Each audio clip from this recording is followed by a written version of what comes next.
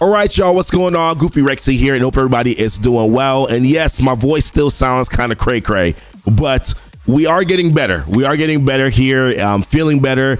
I will say this, though. I wanted to talk about this tower mode right now. We got some in-game mail a couple days ago, and we saw obviously this data mine last week in regards to the tower mode. So wanted to share my thoughts on a few things that I think is going on here. My overall thoughts, what I think is positive, what I think is negative, and what I think Scopely is ultimately trying to force us to do here as a player base, and why that kind of feels like it's kind of challenging, I think, for a lot of players to be able to actually get done here in the game, at least do it efficiently based on the current state of the game right now. We'll talk about that here, but just some highlights. If you don't know what the tower mode is or don't know what this is the data mine here from Tana that he shared last week, which talks about the tower mode. Welcome to the tower mode. Here's everything that you need to know. So we'll talk about the highlights, right? Win battles to climb the tower, complete milestones and earn rank rewards. Points earned for winning a battle are determined by how high you've climbed in the tower. Reach floor 50, which will earn you all the milestone rewards. So there are going to be milestone rewards that you can do as you continue to climb the tower and earn points. There are going to be these milestones that you can complete and you can complete all of those milestones by getting to floor 50.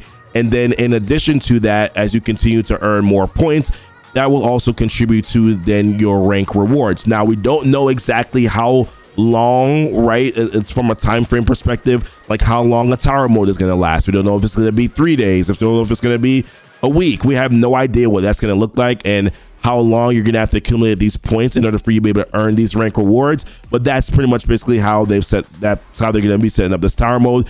Preliminary information.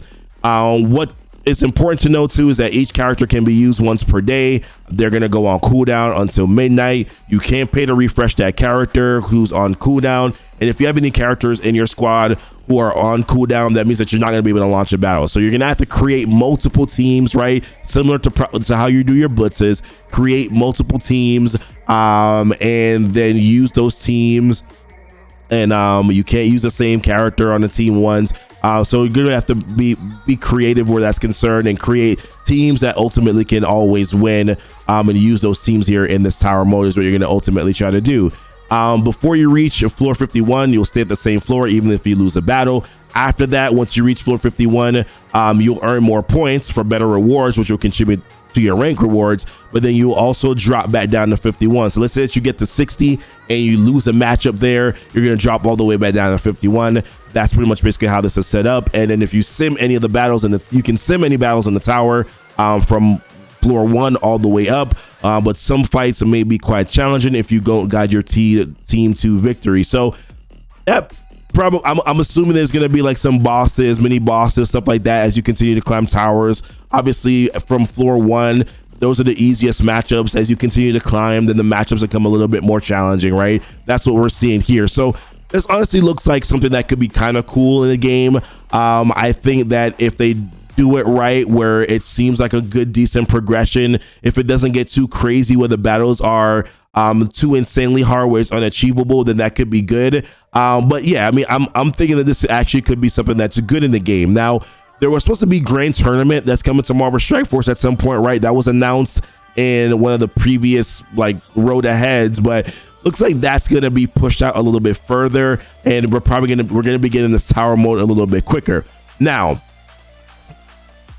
we don't know what the rank rewards are going to be. We don't know if it's going to be orange gear. We don't know if it's going to be some purple gear. We don't know if it's going to be teal gear. We have no idea what it is, but with RTA right now, you're able to earn some teal gear there, and I'm assuming that the orange gear, the teal gear that you're able to earn in RTA is essentially gear. Is your origin gear.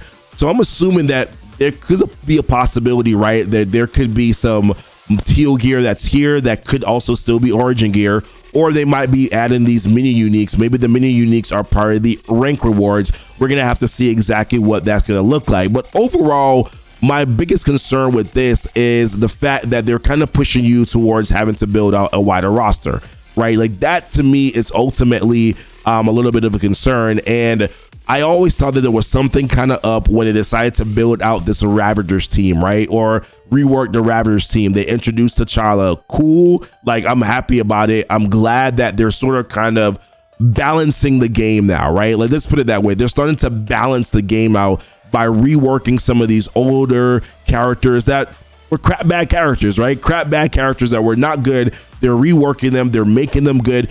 I played with the Ravagers a few times here on the test server. They're fun. They're not like the top tier meta team, but they're a fun team, right?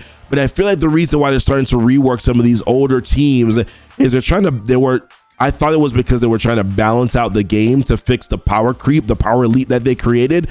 But ultimately, what I think that they're doing is that they're actually trying to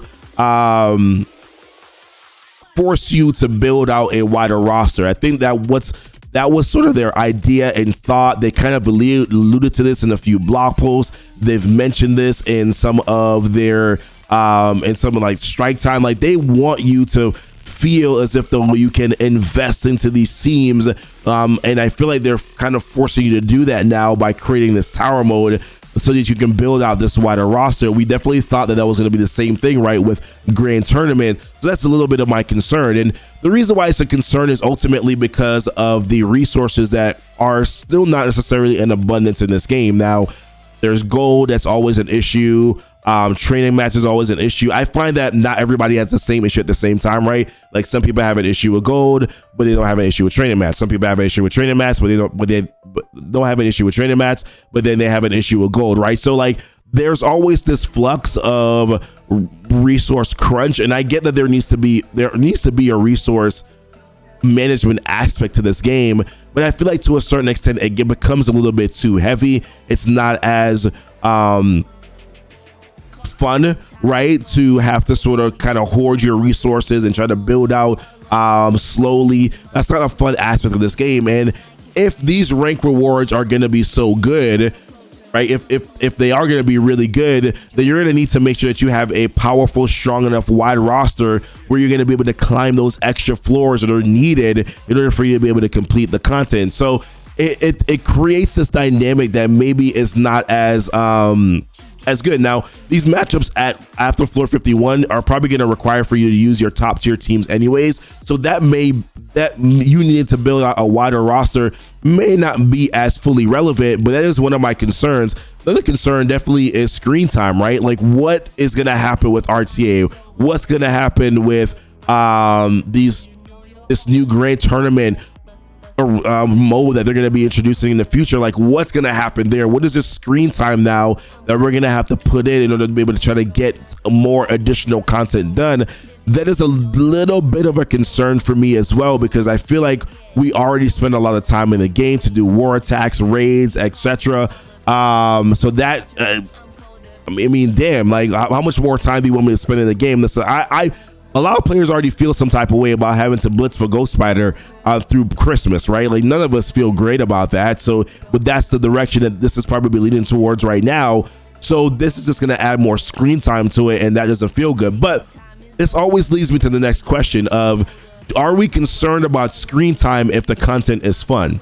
And I would say this: I didn't mind spending a lot of time doing a lot of arena attacks recently because arena was fun. There was versatility. There was different teams that I was facing on a regular basis. It was different comps that were there. People were trying out different things. Now I'm bored again, so that's probably a me issue. I get bored fairly easily, right? So that's like a thing with me. But if tower mode, if there's multiple things going on that are fun things to get done, are you then going to be concerned about the time that you're going to need to be able to invest and get that content done? It depends on how much fun it is. It depends on how rewarding it is. Is the juice going to be worth the squeeze? Is it going to be worth building out a wider roster to be able to do and compete in tower mode? Like, what exactly am I going to need to do here? And is it going to be worth my time in order for me to be able to do it and to get it done on an efficient basis? So those are kind of where my thoughts are right now with this. I think that this could be a good thing if the rewards are good, if it's spread out to where all players can benefit. Beginner, mid game, late game can benefit from this by getting all of those milestones, and of course being able to get some decent rank rewards. That could be good too. another one of my concerns, last thing, is that there's a possibility that they could use this tower mode to release new characters in the future. That would probably feel really bad, right? But this kind of has a structure to where when you talk about rank rewards could be character shards, right? So we're gonna have to kind of see what milestones could be character shards. We're gonna have to see exactly what they're gonna do with this moving forward. But want to know what your guys' thoughts are, man, in regards to this information. Obviously, this is very preliminary. We don't know exactly what this is going to be like. We're going to have to see in the game when it gets released, but just kind of wanted to give my first initial thoughts, my concerns, and see where we take it from there. But appreciate you guys watching the video. Hopefully, my voice continues to get better. Thank you guys so much for watching, and until next time, y'all be blessed, and y'all be safe. Ooh, oh my God, I need like a lozenge or something, or I'm gonna drink some tea with some honey, or maybe some rum with some honey. Medicinal purposes only, of course, guys. Medicinal purposes only.